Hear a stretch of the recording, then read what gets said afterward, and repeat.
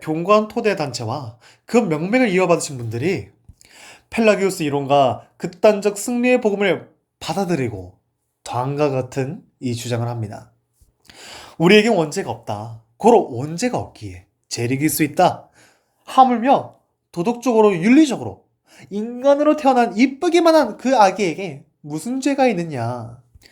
하나님이 아무것도 모르는 인생들을 굳이 죄인으로 창조하시어 죄와 고통 속에서 시달리며 살아갈 수밖에 없게끔 설계해 놓았으면서 본인이 구원자를 자처하시며 우리를 구원하셨다는 신이라는 것이냐. 요한일서 3장 9절에 하나님께로서 난 자마다 죄를 짓지 아니하나니 이는 하나님의 씨가 그의 속에 거하며 저도 범죄지 못하는 것은 하나님께로서 낫음이라. 원죄가 없는데도 우린 원죄가 있기에 죄를 지을 수밖에 없다는 것은 핑계이며 창세기의 말씀을 따라 역사를 근거로 우리에겐 하나님께서 원죄가 없었던 첫 인류인 아담 때부터 주어진 자유의지를 통해 죄를 짓지 않고 처음 가는 그날까지 승리의 복음을 실현할 수 있다라고 주장을 합니다.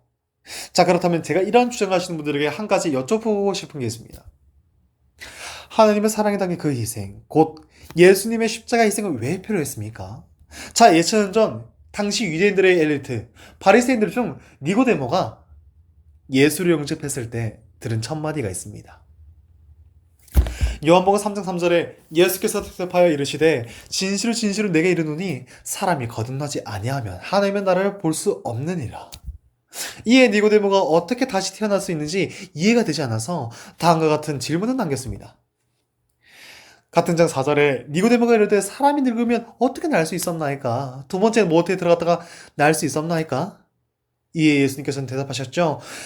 5절에 예수께서 대답하시되 진실로 진실로 내가 이르노니 사람이 물과 성령으로 나지 아니하면 하나님의 나라에 들어갈 수 없느니라. 자, 이같이 하나님의 계명을 잘 준수하였던 바리새인조차도 그것도 엘리트인 니고데모가 물과 성령으로 거듭나야 된다고 했는데 이 천국을 소망하는 우리 또한 물과 성령으로 거듭나야 되지 않겠습니까? 에베소서 2장 1절에 그는 허물과 죄로 죽었던 너희를 살리셨도다 라고 하셨습니다.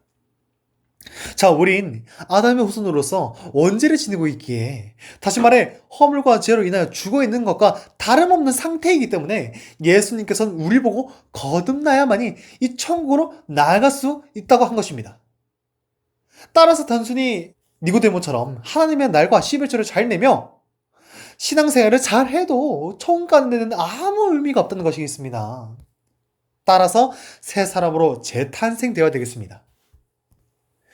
3절에 전에는 우리도 다 그 가운데서 우리 육체의 욕심을 따라 지내며 육체와 마음에 원하는 것을 하여 다른 이들과 같이 본질상 진노의 자녀이었더니. 자, 이와 같이 하나님께서는요 본질상 진노의 자녀였던 우리를 사랑하셨습니다. 너무 사랑해서요 온 우주 만물의 천사들의 만류에도 불구하고 그 영광스러운 천상의 보좌를 버리시면서까지 이 십자가의 희생을 지니셨습니다. 누구 때문에요? 원죄를 지닌 우리들 때문에 그렇습니다. 4절에서 5절 말씀 바라보도록 긍휼이 풍성하신 하나님이 우리를 사랑하신 그 큰 사랑에 인하여 허물로 죽은 우리를 그리스도와 함께 살리셨고 너희가 은혜로 구원을 얻은 것이라. 로마서 2장 24절 말씀 바라보도록 그리스도 예수 안에 있는 그 속으로 말미암아 하나님의 은혜로 값없이 의롭다 하심을 얻은 자 되었느니라. 자, 이렇게 우린요 지극히 크신 예수님의 이 크신 사랑을 의심하지 말아야 되겠습니다.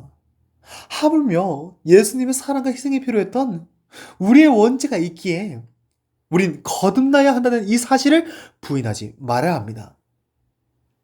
그렇게 거듭나야 되겠습니다. 요한복음 3장 6절에 육으로 난 것은 육이요 성령으로 난 것은 영이니 내가 내게 거듭나야 하겠다는 이 말을 기에 여기지 말라. 여쭤보도록 하겠습니다.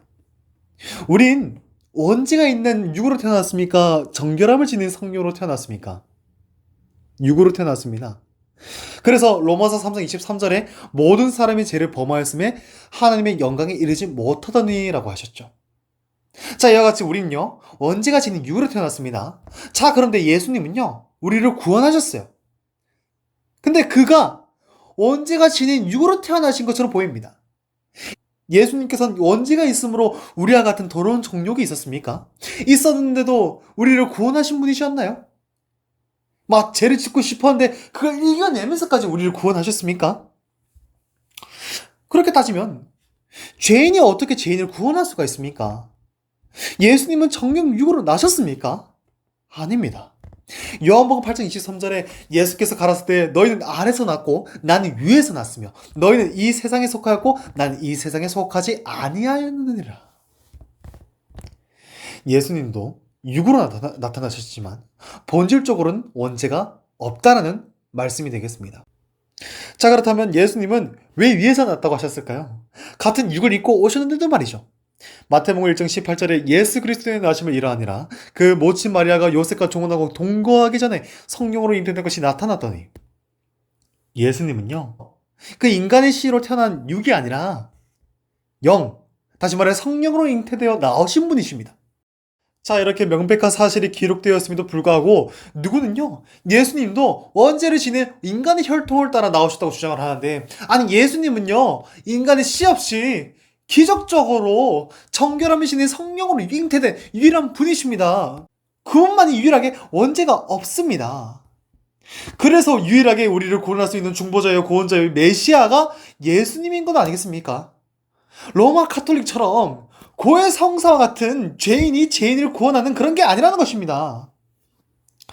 자, 이렇게 육으로 난 우리들은요 에베소서 2장 23절 말씀 따라 전에는 우리도 다 그 가운데서 우리의 육체의 욕심을 따라 지내며 육체의 마음에 원하는 것을 하여 다른 이들과 같이 본질상 진노의 자녀였더니 라고 하셨고, 우리를 구원하신 예수님은요 누가복음 1장 35절 말씀을 따라 천사가 대답하여 가로되 성령이 내게 임하시고 지극히 높으신 이의 능력이 너를 덮으시리니 이러므로 나실 바 거룩한 자는 그 하나님의 아들이라 이끌을 것이라 라고 기록되어 온 것입니다.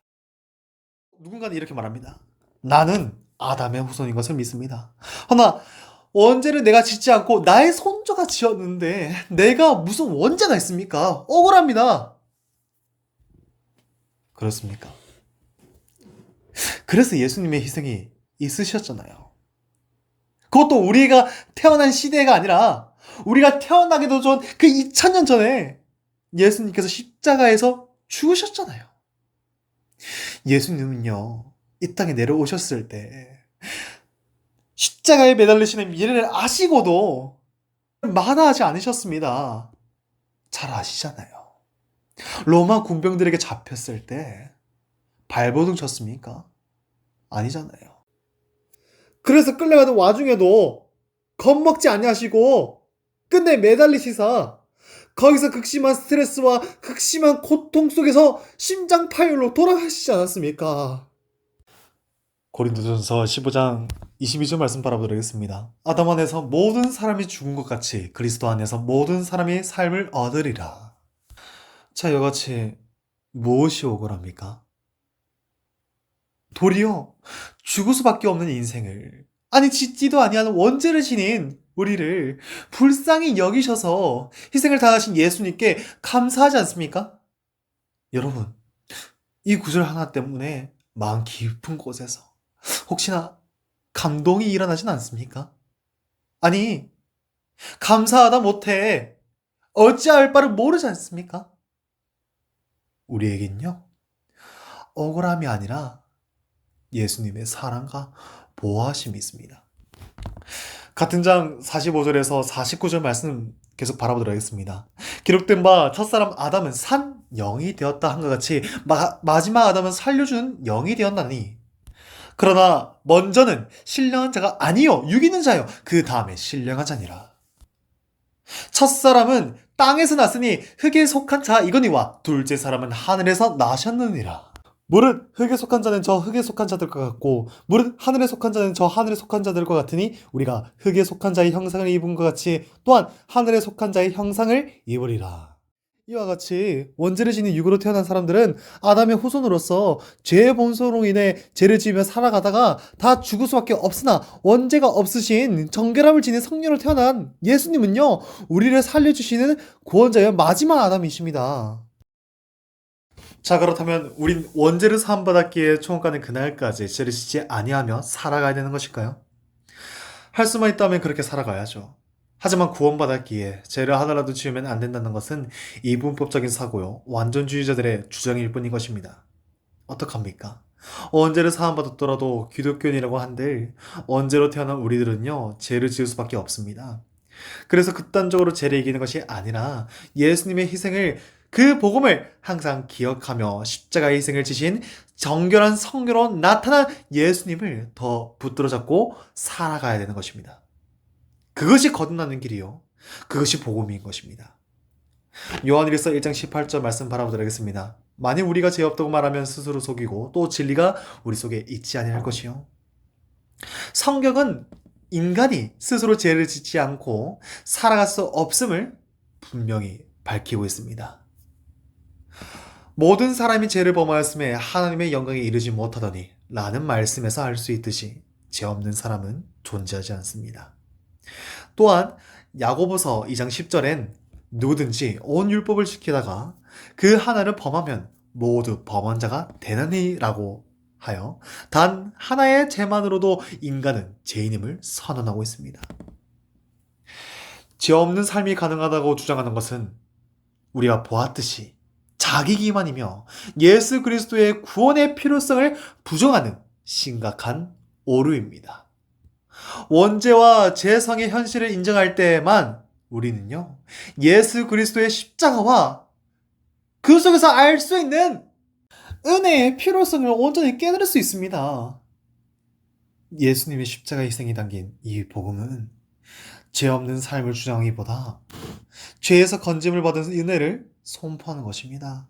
이것이 복음의 본질입니다. 따라서 원죄가 없고 죄를 이길 수 있다는 주장은요, 십자가의 복음과 예수님의 사랑을 모욕하는 주장이며 이설이자 거짓교리입니다.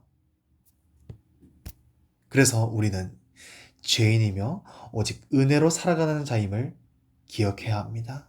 그것이 복음의 본질이며 부인할 수 없는 성경 속의 참 진리입니다. 죄인인 우리가 죄를 부인하는 순간 2000년 전에 예수 그리스도의 십자가의 구원, 그의 희생은 헛되고 맙니다. 그러나 성령으로 거듭난 자는 항상 죄를 자백하고 예수님께 은혜를 갈망합니다. 혹시 여러분의 갈망은 어디를 향해 나가 있습니까?